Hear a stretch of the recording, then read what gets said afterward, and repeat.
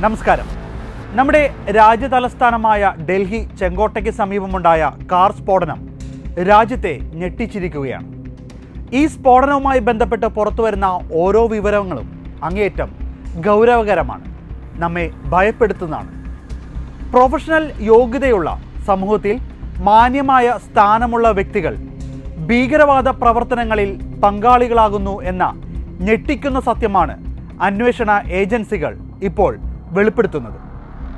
White collar ഭീകരർ എന്ന പുതിയ ഭീഷണിയെക്കുറിച്ചാണ് ഇന്ന് ലോകം ആശങ്കപ്പെടുന്നത്.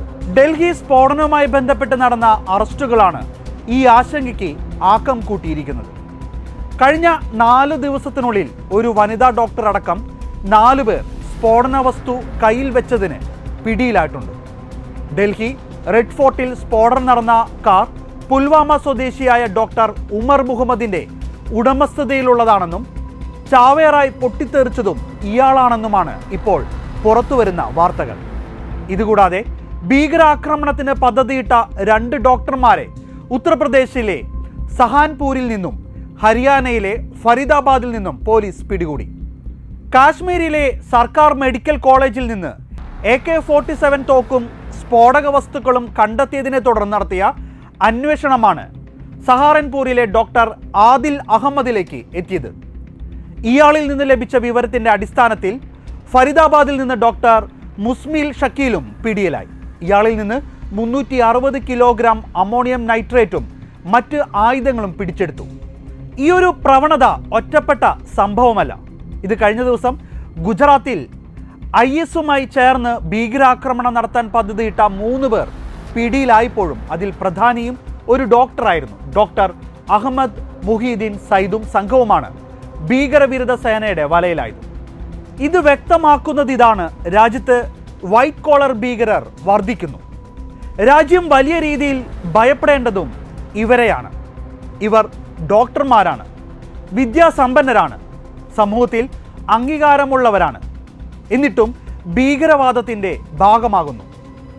അറിവില്ലായ്മയാണ് ഇവരെ ഭീകരവാദ പ്രസ്ഥാനത്തിൽ എത്തിച്ചിരിക്കുന്നതെന്ന് പറയാനാകില്ല. കാരണം ഇവർ ഉന്നത വിദ്യാഭ്യാസമുള്ളവരാണ്.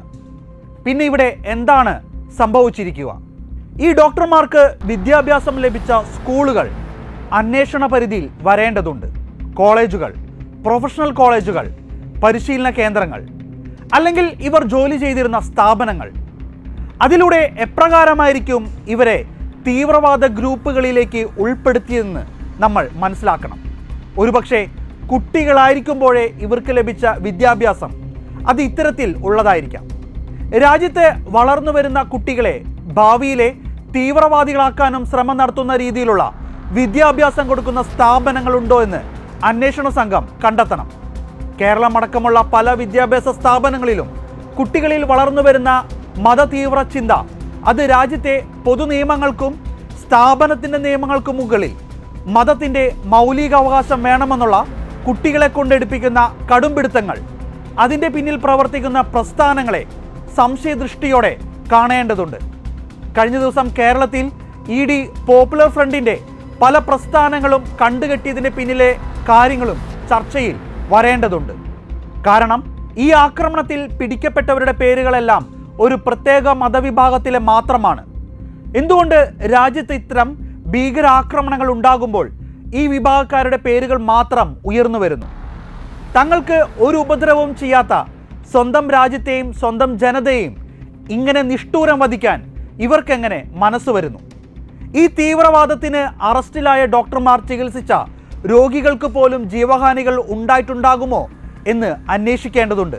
സാധാരണക്കാരായ യുവാക്കളെ വഴിതെറ്റിക്കുന്നതിൽ നിന്ന് മാറി വിദ്യാസമ്പന്നരായ ഈ വൈറ്റ് കോളർ പ്രൊഫഷണലുകൾ നേരിട്ട് ഭീകരപ്രവർത്തനങ്ങളിൽ ഏർപ്പെടുന്നു എന്ന സത്യം ഇന്ത്യയുടെ ആഭ്യന്തര സുരക്ഷയ്ക്ക് വലിയ വെല്ലുവിളിയാണ് ഉയർത്തുന്നത്.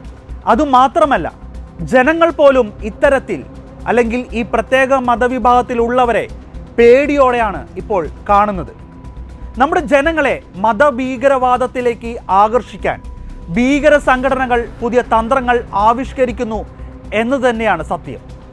വിദ്യാഭ്യാസം, സാമ്പത്തിക ഭദ്രത, സാമൂഹിക പദവി എന്നിവയൊന്നും ഈ ഭീകരവാദത്തിന് ഒരു തടസ്സമാകുന്നില്ല. അതുകൊണ്ട് നമുക്ക് ജാഗ്രതയോടെ ആയിരിക്കാം. ഈ രാജ്യത്തെ ഒറ്റുകൊടുക്കാൻ, തകർക്കാൻ ചില തീവ്രവാദ ശക്തികൾ കിണഞ്ഞു പരിശ്രമിക്കുന്നു. അവർ ഇപ്പോൾ വൈറ്റ് കോളർ തീവ്രവാദമായി യുവജനങ്ങളെ ബലിയാടാക്കി നമ്മുടെ മുമ്പിൽ എത്തിക്കുന്നു.